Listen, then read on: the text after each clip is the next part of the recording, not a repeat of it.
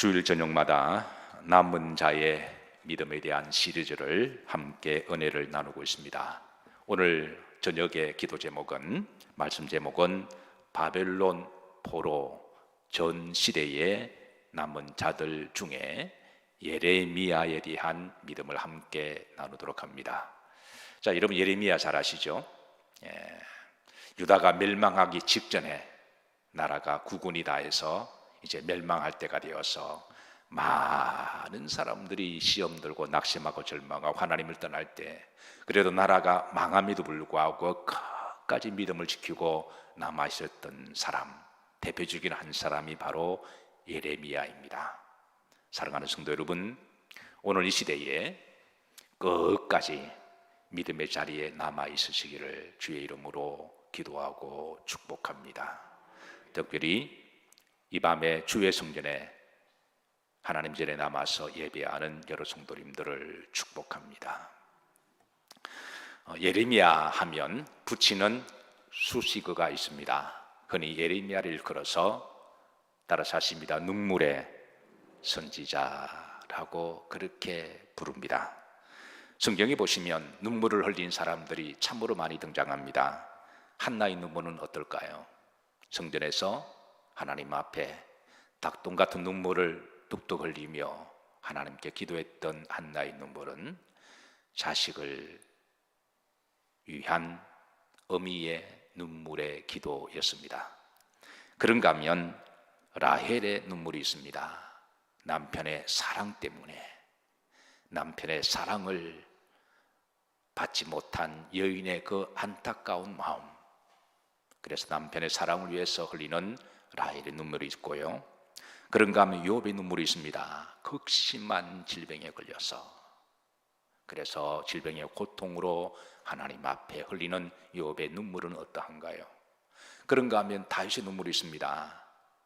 죽도록 충성을 했지만 사울 왕으로부터 억울한 누명을 쓰고 거의 11년 동안에 광야의 들깨처럼 도망다니며 흘렸던 눈물이 얼마나 많았는지, 그런 시편을 통하여 하나님이여, 내 눈의 눈물을 내가 눈물병에 담아서 주께 올려드리나이다 라고 말할 정도로 다윗도 눈물의 사람이었습니다. 그러나 성경에 많은 눈물의 사람들 중에 가장 눈물을 많이 흘린 사람이 있다면 단연 예레미야가 아닐까라고 생각되어지고, 그래서 저는 이 글을 읽어서 눈물의 선지자라고 부르고 있습니다. 중요한 것은 하나님은 성도의 눈물을 친히 보시고 때가 되시면 그의 눈의 눈물을 닦아주시는 줄로 믿으시기를 주의 이름으로 축복합니다.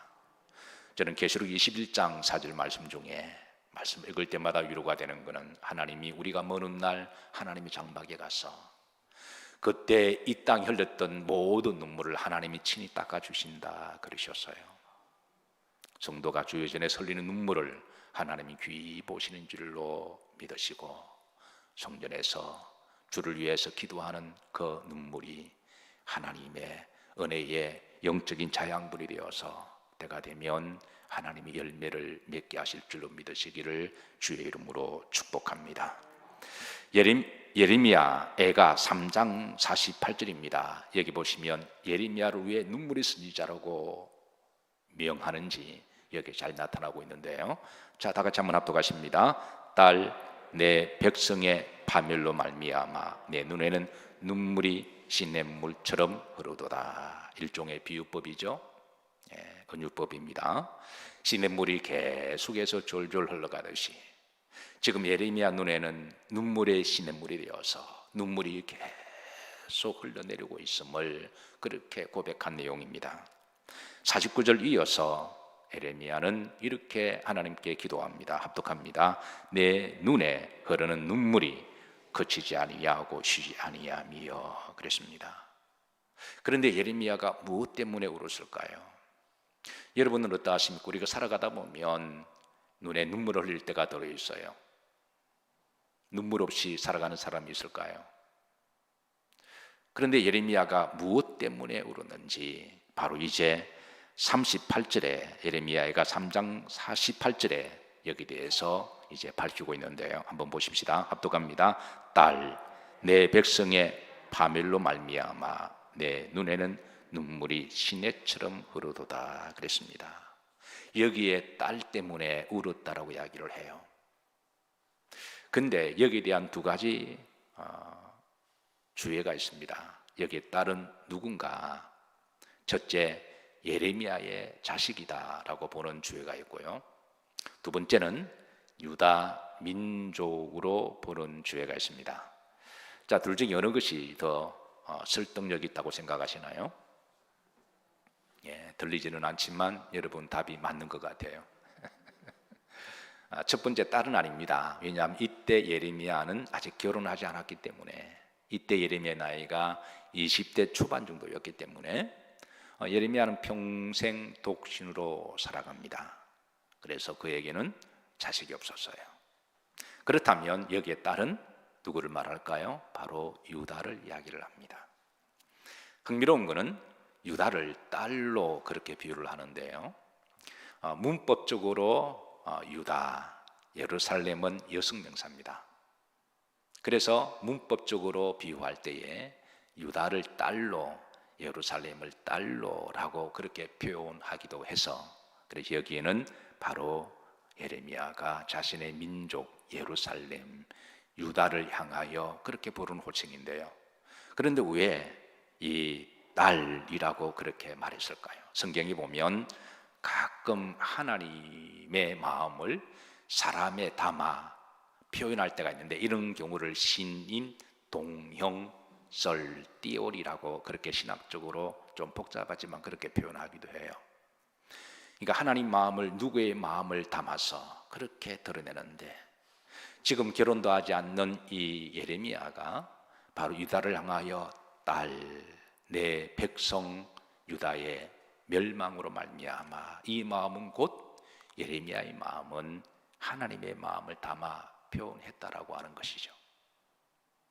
그러니까 지금 예레미야가 유다의 멸망을 바라보면서 눈물을 흘리는 것은, 이것은 곧 하나님의 눈물이라고 말할 수가 있습니다.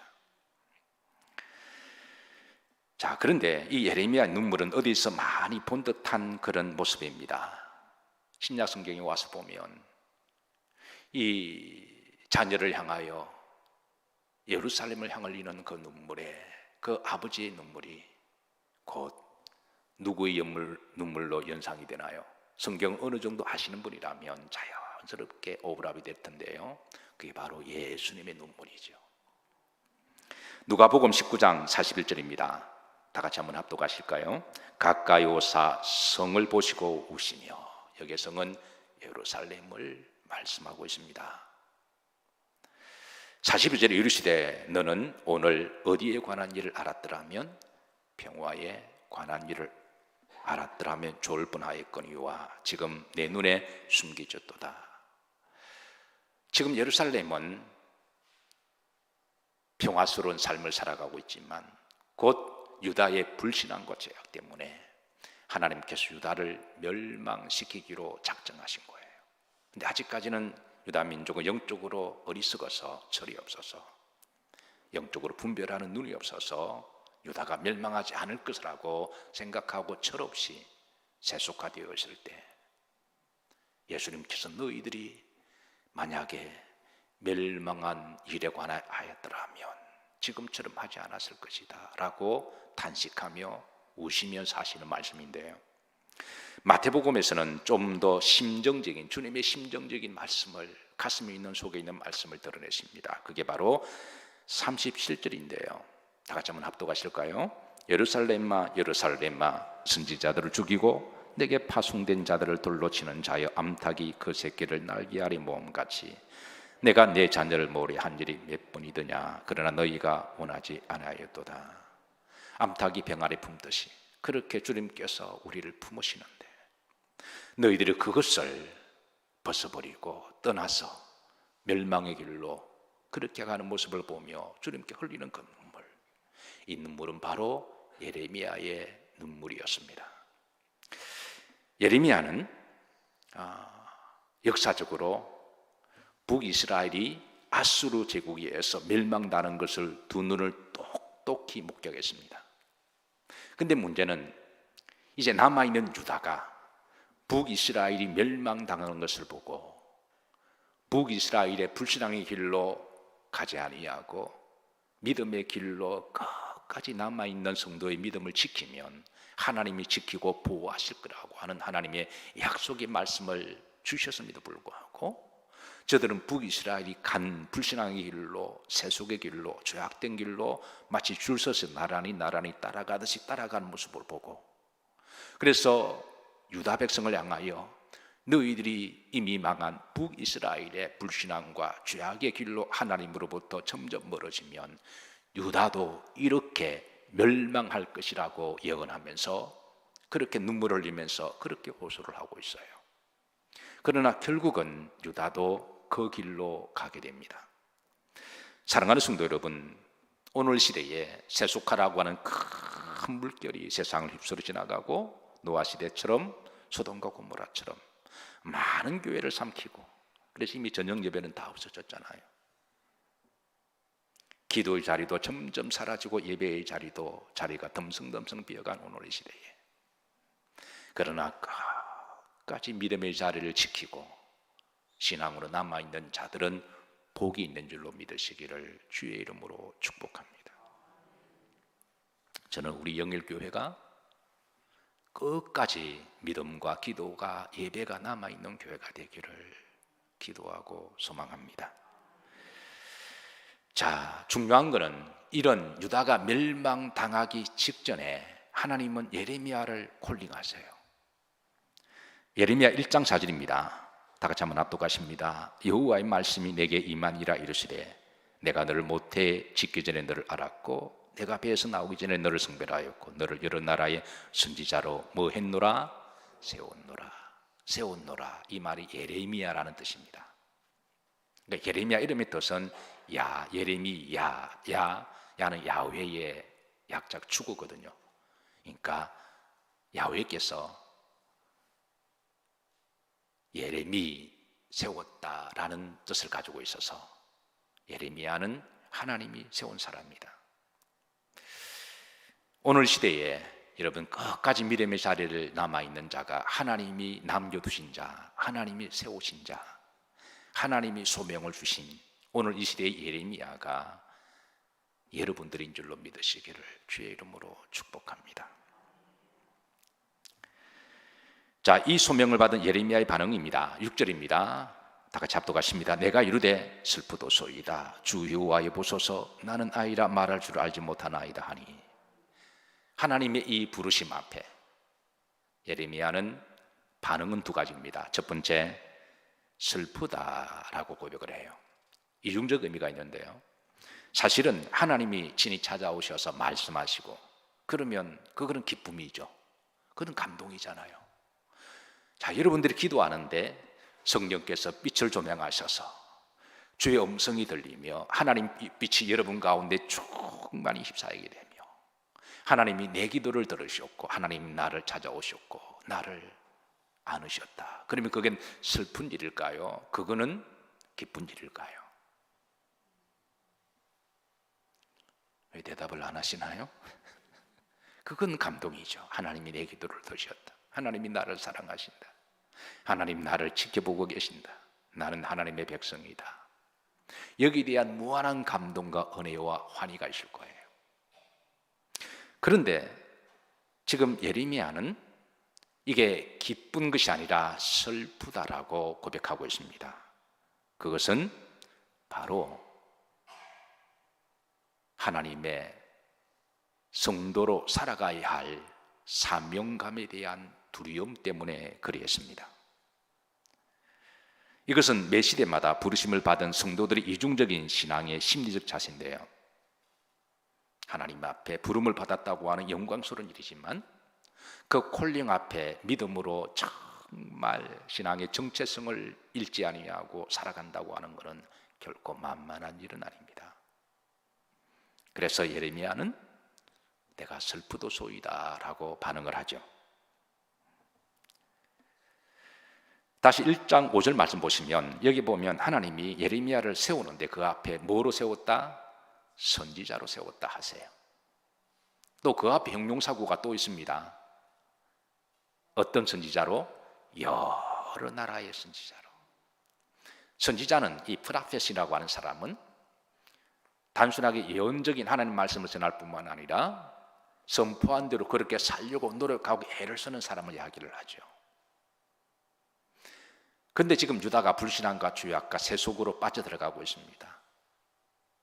가장 살기 쉽고 편한 길은 그냥 바람 부는 대로 같이 살아가면 돼요. 적당하게 세상 사람들과 어울려서 거짓말하면 대충 같이 하고 그냥 대충 그렇게 살아가는 것이 편합니다마는, 그러나 신실한 믿음의 사람은 결코 그렇게 살 수가 없지요. 그런데 여러 나라는, 이거는 유다를 뿐만 아니라 당시에 전 세계를 지배하고 통치하는 하늘에 떠 있는 태양의 세 제국이 있었는데, 애굽이라고 하는 태양, 그리고 아수르라고 하는 태양, 바벨론 제국이라고 하는 태양, 이런 제국 같은 나라는 그 당시 국제 정치 질서에 있어서 굉장히 짐승스러운 무서운 나라들입니다. 사실 예레미야 한 사람이 유다 민족의 불신앙과 죄악 딩결로 할 때 거기에서 바른 소리를 하고 믿음으로 선포하는 것도 사실은 두려운 일입니다. 그런데 하나님은 유다만을 위한 선지자가 아니라 여러 나라의 선지자로 세웠다 그랬으니, 나이 20살 간 넘은 젊은 청년이 어떻게 그 거대한 제국과 더불어 하나님의 말씀을 올바로 선포하고 죽으면 죽으리라고 그렇게 믿음 생활하는 게 이게 쉬운 일이 아니거든요. 그래서 이런 무게 앞에서 예레미야는 극도의 두려움을 가지며 하나님이여 두렵습니다, 이 고백을 지금 하고 있습니다. 둘째, 나는 아이다 라고 고백을 해요. 자신을 아이라고 말하면서 나는 말할 줄을 모릅니다, 이 말은 벙어리란 말은 아니죠. 이 말은 제가 나이적으로 어리다는 겁니다. 사실 나이 20살이, 여러분 나이 20살이 그 나이에 제가 젊은 사람을 제가 무시하는 건 결코 아니에요. 나이 20살이 여러분 무슨 국제 정치를 알고 세상 정치를 알까요? 보통 나이가 50대, 60대가 되면 자연스럽게 정치나 사회나 국가나 세계 정치에 대해서 관심을 가집니다. 왜냐하면 이때는 어떤 드라마나 다른 것보다 뉴스에 먼저 귀가 들어오는 것은 한 50 정도 되면요, 세상 돌아가는 이치가 대충 보이기 때문에 그렇습니다. 20대는 아직 그럴 만한 눈이 들어오지 않아서 어떤 세계 국제 정치나 뉴스보다는 드라마나 뭐 K-팝 이런 것들이 좋아하죠. 그렇다고 다 그런 건 아닙니다. 20대도 탁월한 정치적인 감각이 있고 국제 정치를 보는 눈이 있어서, 그래서 그런 젊은이들도 가끔 있기는 하지만 그러나 보편적으로는 그렇지가 않죠. 한 50 정도가 되면 그때는 인생에 살아간 어느 정도 도가 경지가 터서 그때는 돌아가는 것들이 보이니까 자연스럽게 어떤 드라마보다도 뉴스 같은 것들, 그리고 다큐멘터리 같은 것들, 그리고 세계 돌아가는 부분들에 대해서 그렇게 이치를 깨닫게 되죠. 지금 예레미야는 나이 20대 초반입니다. 그러니까 아직 세계 국제 정치를 이렇게 상대를 해서 여러 나라 선지자 앞에서 그 사명을 감당하는 건 아직까지 어리다라고 그렇게 고백을 하고 있습니다. 두 번째, 율법적으로 어린 나이인데요, 유대인들은 제사장으로 소명을 받는 나이가 30살 때입니다. 갈라디아서 보시면 사도 바울은 예수님에 대해서 그의 선지 사역에 대해서 때가 참에라고 이 때를 언급한 것은, 그는 율법적으로 앞으로 오실 메시아 구세주는 율법을 완성하는 분이 되셔야 하기 때문에 30세까지 기다리셨다가 30세 공생애를 율법을 완성하기 위해서 때가 찼다라고 하는 것은 역사적인 예수님의 율법적인 제사장의 나이를 언급하기 위해서 이 용례를 사용하게 되죠. 그래서 예레미야의 아버지가 바로 제사장 hil기야인데요. 구약에서는 아버지가 제사장이면 그 자녀도 자연적으로 제사장을 승계해서 아버지 다음으로 제사장 직분을 이어받게 되는데, 그 나이가 율법적으로 30세가 되어야 됩니다.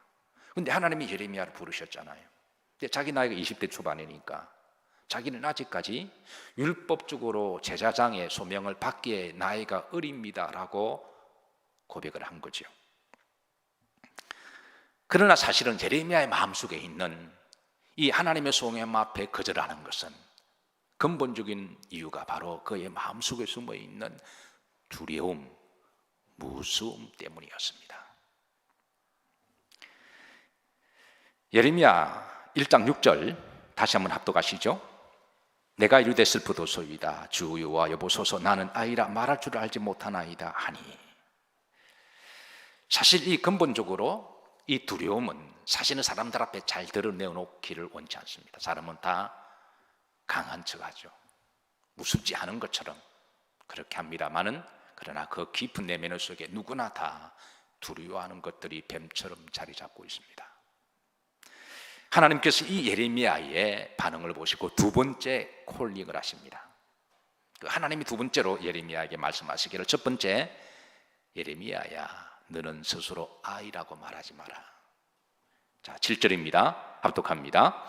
여호와께서 내게 이르시되 너는 아이라 말하지 말고 내가 너를 누구에게 보내든지 너는 가며 내가 내게 무엇을 명령하든지 너는 말할지니라. 아이라 말하지 마라. 너를 부른 사람이 누구냐? 지금 예레미야를 부른 사람이 누구예요? 하나님이시잖아요. 예레미야가 하나님 율법적으로 서른이 돼야 돼요. 하나님이 그런 말하지 마라. 율법을 세운 사람이 누구냐? 입법자가 하나님이시잖아요. 율법을 세운 입법자의 권한은 율법을 또 폐기하고 다시 세울 수 있는 권한이 하나님께 전권이 있는 거잖아요. 그래서 하나님께서 율법을 내가 세웠다. 내가 너를 불렀다. 내가 너를 세웠다. 말할 줄 모르느냐? 내 입에 내가 할 말을 너에게 주리라. 그렇게 하시면서 예레미야를 두 번째로 소명을 주십니다. 9절 말씀을 보십니다. 합독합니다. 여호와께서 그의 손을 내밀어 내 입에 대시며 여호와께 내게 이르시되 보라, 내 말을 내 입에 두었노라. 내 말을 내 입에 두었다. 사랑하는 성도 여러분, 하나님께서 여러분의 입술에 손을 대시고 여러분에게 하나님의 말씀을 주시기를 주의 이름으로 축복합니다. 그리고 이제 하나님은 예레미야 전곡을 지르십니다. 너 사실 마음속 이것 때문에 그렇지, 두려움 때문에 그렇지. 지금 예레미야가 자신이 두렵다고 말한 적은 한 번도 없어요. 그런데 하나님은 그 마음을 정확하게 보십니다. 그래서 8절입니다. 합독합니다. 너는 그들 때문에 뭐하지 말라? 두려워하지 말라. 이 말을 들었을 때 예레미야가 얼마나 가슴이 뜨끔했을까요? 알고 계셨네? 보고 계셨네? 모른 줄 알았는데. 누구 때문에? 그들 때문에. 아주 막강한 권력을 가진 그들 때문에. 내 힘으로 감당할 수 없는 어떤 뭔가 두려움의 실체, 그들 때문에 뭐하지 말라? 두려워하지 말라. 내가 너와 뭐하여? 함께하여. 내가 너와 함께할 것이다. 두려워하지 마라. 두려워하지 마라. 내가 너와 함께하여. 이번에 여정 가는 날부터 뭔가 일이 심상치 않았습니다. 스케줄이 변경되고 하루 늦게 떠나고, 그리고 공항마다 법이 다 바뀌어서 코로나 방역 여러 가지 서류가 미비하거나 또 혹이라도 또 코로나에 또 파지티브가 나오게 되면 또 가지도 못하고 또 올 때도 오지도 못하는 그런 아주 예민한 일들이 여행자들에게 보이지 않는 아마 염려가 있었을 거예요. 돌아오는 날입니다. 돌아오는 날에도 이제 PCR 검사를 받고 래피드 테스트를 받기 위해서 하루 종일 여러 검역소를 뛰어다니고 서류를 준비하고, 그리고 이제 또 떠나려고 그러는데 또 비행기가 늦게 도착하고 늦게 떠나고 이러다 보니까 비행기를 놓쳐버렸고, 어쩔 수 없이 카나다에 하루를 머무는데, 카나다에서 또 이제 밖에 호텔에 나가서 자고 오라 그래서, 문제는 카나다 국경을 이제 이게 그렇게 뭡니까 이렇게 인터뷰하는 데 있잖아요. 그거를 넘어가면 이제 또 24시간이 지나면 또 방역 테스트를 또 레피드 테스트 또 받아야 돼요. 근데 카나다에서 어디서 받아야 될지도 모르고, 이미 핸드폰은 로밍은 다 끝난 상태고, 카드도 국제에서 이제 제가 외국에 나가게 되면 카드사에 전화를 해서 내가 외국에 나가니까 이걸 쓸 수 있도록 전화를 해야 되는데, 3년 만에 모처럼 나가다 보니까 이것도 전화를 안 하고 나갔더니 해외에서 쓰는 돈은 다 차단이 돼버린 거예요. 그래서 이게 잘못해서 국제 미아가 되겠다 생각이 되어져서, 그런데 제 마음속에 두려움이 있었을까요? 없었을까요?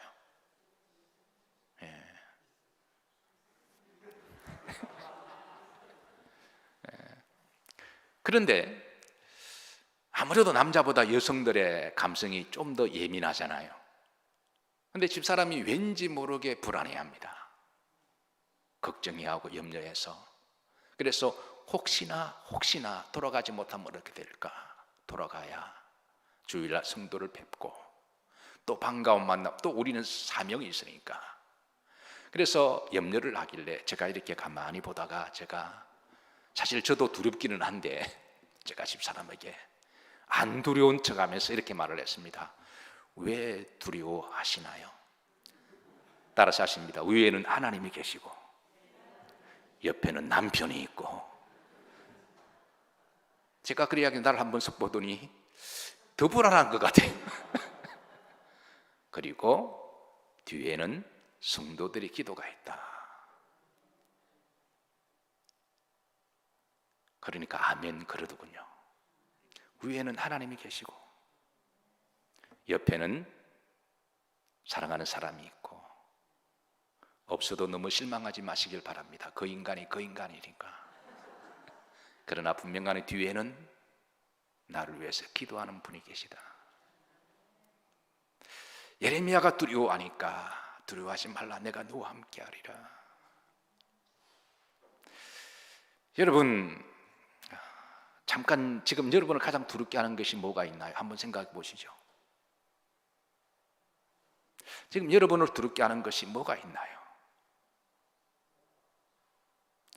이번 텍사스에 어느 교인이 이사를 두 가정이 가면서, 제가 미국 올 때마다 어떻게 알고 공항에 꽃 들고 마중 나오는 가정입니다. 눈물 겹도록 고맙죠. 목사가 떠나면 그만인데 잊지 아니하고, 새벽에 공항에 도착해도 새벽에 꽃다발 들고 나와 계시고, 그렇게 해마다 갈 때마다 어떻게 정보를 알고, 혹이라도 부담이 될 것 같아서 일절 우리 가족위에는 연락을 하지 않고 가는데도 어떻게 알고 공항에 와서 새벽 2시에도 낮에도 그렇게 참 고마운 가정이어서. 근데 그 가정이 이제 텍사스로 이사를 갔어요. 도착하는 날부터 신방 와달라고 연락을 왔길래, 어쨌든 그래서 사실 볼티모어 텍사스까지 비행기로 3시간 걸리잖아요. 그래서 제가 도저히 갈 수 없는 상황이어서 제가 한 2주 정도 미루다가, 그래서 제가 비행기 타고 신방을 갔습니다. 가서 이사 신방을 은혜롭게 잘 드리고 반가운 만남을 하고, 그리고 이제 그 주에 제가 정말 이왕 텍사스에 왔으니까, 그래도 미국 가면 세계의 영적 흐름을 주도하고 앞서가는 교회들이 많이 있잖아요. 미국의 메인 교단은 바로 서던 베프티스트 처치잖아요. 미국 남침례교회. 우리나라에서는 침례교회 위상이 좀 약화되어 있지만 미국에서는 거의 영적인 흐름을, 메인을 SMC가 이끌어가는 그런 교단이어서, 그리고 기회가 되면 한번 남부 지역에, 저도 처음 텍사스를 갔기 때문에, 물론 미국에 있을 때 부흥회를 간 적이 있습니다만은 부흥회는 가서 집회만 하고 돌아오기 때문에 사실은 제가 제대로 어떻게 그 텍사스의 넓은 텍사스 땅이 우리나라 땅보다 크죠? 남한과 북한을 합친 것보다 너무 큰 넓은 땅이어서, 그래서 그 땅을 제대로 제가 경험할 수도 없었는데, 이번 기회에 그 미국의 전통적인 그 남쪽 지역을 미국의 바이블 벨트라 그러잖아요. 신앙과 그래도 영성이 아직까지 살아있는 그곳에, 그래서 그 텍사스주의 덜러스라고 하는 지역에서 가장 크고 건강한 남침내 교회를 방문해서 예배를 드리기로 했습니다. 그래서 저도 목사이기 때문에 한평생 한인교회만 섬기다 보니까 제가 이렇게 다른 교회를 방문해서 보고 경험하고 은혜 받을 있는 교회가 그렇게 많지가 않아서, 그래 교회가 되면 이제 그런 교회를 통하여 가서 은혜도 받고, 저도 받은 은혜를, 감동을 우리 성도님들이 함께 은혜로 나누기 위해서 그렇게 해서 이제 무로무로에서 교회 갔어요. 세 가지 큰 은혜를 받았습니다. 신선한 충격을 받았어요. 첫 번째는 성도들이 아주 경건하게 주일날 예배를 드리는 모습을 제가 봤습니다.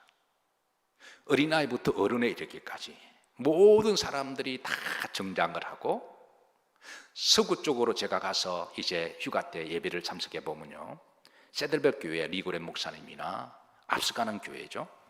그리고 또 그레이스 커뮤니티 철치 같은 경우는 굉장히 큰 교회인데, 이 교회도 컨템포러리식으로 예배를 드리는데, 그러니까 사람들의 시대 흐름이 간편하고 편안한 걸 좋아하니까 목사님들도 넥타이도 하지 아니하고 청바지 바람으로, 때로는 설교할 때 주머니에서 넣고 다리 떨어가면서 편한 거는 좋은데 너무 편하다 보니까 이게 너무 인간적인 예배가 되지 않았나라고 하는 그런 마음이 늘 불편했어요. 편한 거는 좋습니다.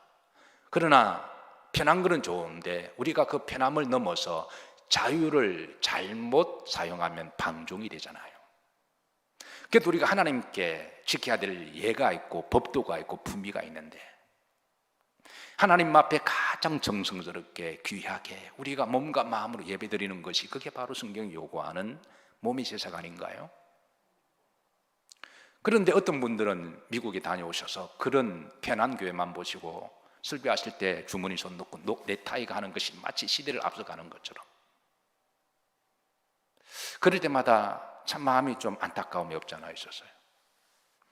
그런데 이번에 남침내에 가서 보니까 모든 성도님들이 다 나름대로 집에서 가장 드레시한, 가장 정성껏 그런 모습으로 예배드리는 거 보고 제가 참 감동을 받았습니다. 두 번째는 모든 성도들이 환하게 밝은 모습으로, 거기에 동양인은 저밖에 없었어요. 저는 지나가는 나그네로서 방문하는데도 불구하고, 그런데 저를 보면서 환하게 다 웃으면서 웰컴 하면서 맞아주는 그 얼굴이 따뜻하고 하나님 집에 온 듯했습니다. 비록 인종은 다르고 교회가 다르고 장소는 다르지만 우리는 같은 하나님을 모시고 같은 형제요, 같은 하나님의 가족인 줄로 믿습니다. 여러분, 혹이라도 우리 교회에 혹 지나가시다가 여러분이 낯선 얼굴을 보시면 하나님의 가족으로 여기시고 환하게 따뜻하게 맞이하시기를 주의 이름으로 부탁합니다. 그래서 참 기분 좋게 예배를 드리는데요, 근데 이제 목사님의 설교 중에 이 폴리티컬한 문제를 다루시더라고요. 한국이나 미국이나 목사님들의 설교하기가 제일 부담되는 게 이 정치적인 이슈잖아요. 근데 설교를 하시면서 그 문제를 다루시더라고요. 그런데 교인들을 보니까 귀를 쫑긋하고 다 예민하게 목사님의 설교를 들었어요. 그 총기적인 프로블렘 이슈 중에 하나가 바로 정치적인 이슈가 하나가 총기 문제였습니다. 미국에서 여러분 잘 알다시피 총기에 대한 이슈가 있죠. 총기를 소유해야 된다고 하는 공화당의 입장과 민주당의 입장은 이제는 이것을 폐지해야 된다고 하는 입장이 워낙 첨예하게 국민들의 이 국론을 분열을 시켰기 때문에 이런 예민한 문제들은 각자 알아서 판단하는 것으로 하고 목사님들이 잘 설교를 하지 않는 그런 영역인데, 이 문제를 다루시는 거예요. 제가 설교를 들으면서 나도 같은 목사지만 저도 예민한 문제를 설교할 때는 가급적 조심을 하잖아요. 예. 근데 그 목사님이 그 문제를 다루시면서 근데 왜 그러시나 나중에 제가 알았습니다. 제가 예배를 드리는 그 주간에 바로 그 전 주간에요, 텍사스에서 총기 사고가 있었는데 18명이 죽고 2명이 부상당한, 그러니까 이 문제가 아주 민감한 문제가 되어버린 거예요. 그리고 한 달 전에 뉴욕에서 총기 사고가 나서 또 엄청난 사건이 있었던 거예요. 그런데 또 집사람과 길거리 갔더니 한쪽에서는 총기를 사용하자라고 하는 백인들의 데모 시위가 차량을 클렉션을 빵빵 누르면서 총기를 사용하게 해야 된다라고 하는 그런 데모 행렬을 또 보면서 이게 굉장한 심각한 문제구나. 적어도 올 한 달 동안은 미국의 핫 이슈가 된 것은 바로 총기의 문제였습니다. 그 목사님이 설교 중에 이런 말씀을 하시더군요. 지금 미국을 두렵게 하는 여러 가지 요인들이 있다. 그 중에 하나가 코로나 문제일 수가 있다. 맞죠? 지금 우리도 다 전 인류가 코로나에 대한 두려움은 아직까지 사라지지 않았습니다. 또 다른 하나가 있다면 그것은 경제적인 문제다. 우리 모두는 다 물질에 대한 보이지 않는 염려와 걱정이 있습니다. 여기까지는 우리가 다 동의를 해요.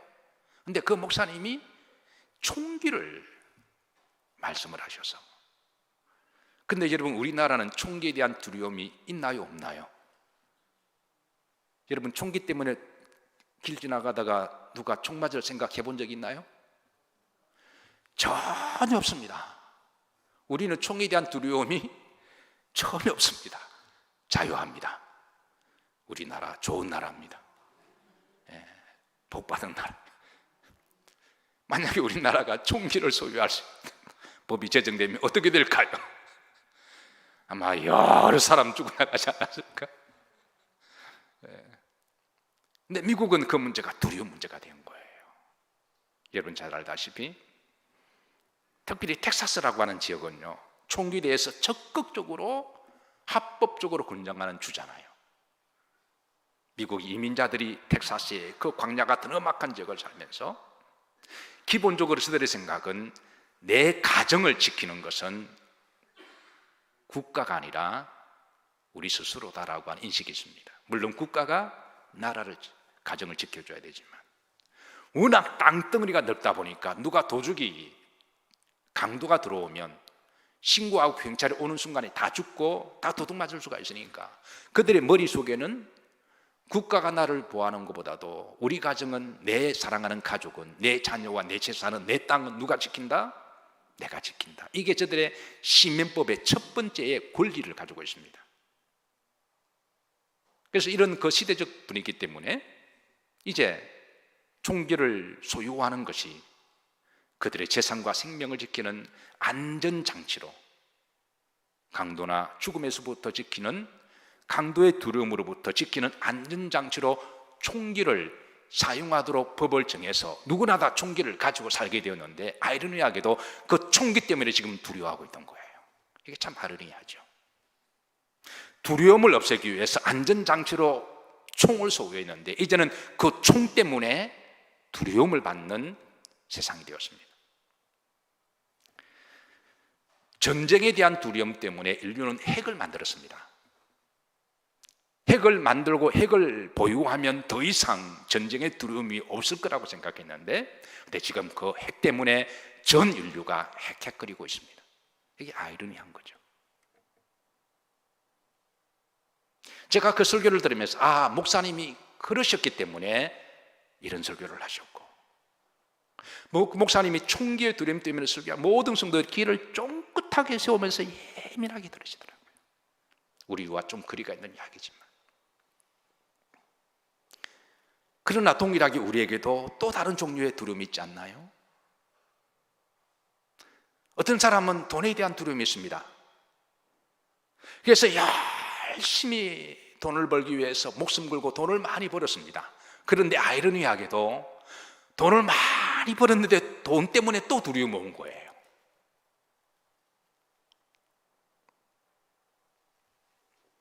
여러분, 우리를 안전하게 하는 것은 하나님이십니다. 우리가 안전하게 안전장치를 위해서 우리가 권총을 준비하고 또 많은 물질을 준비하고 힘을 비축하는 게 우리의 안전장치가 아니라 그런 것들은 이상하게 가지면 가질수록 우리를 더 두렵게 한다라고 하는 것이죠. 우리를 안전하게 하시는 분, 오늘 예레미야가 두려움 속에 떨고 있을 때 하나님은 예레미야에게 두려워하지 말라. 따라서 하십니다. 내가 너와 함께하리라. 이게 예레미야에게 주신 말씀입니다. 자, 예레미야 1장 8절, 하나님이 예레미야에게 주신 말씀을 오늘 여러분들에게 그대로 대언합니다.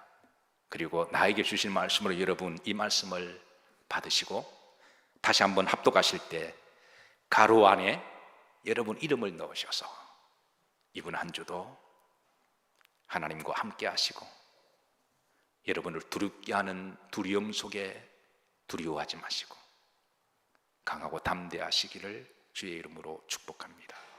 다 같이 합독합니다. 너는 그들 때문에 두려워하지 말라. 내가 김한세와 함께하여 너를 구원하리라. 나 여호와의 말이니라.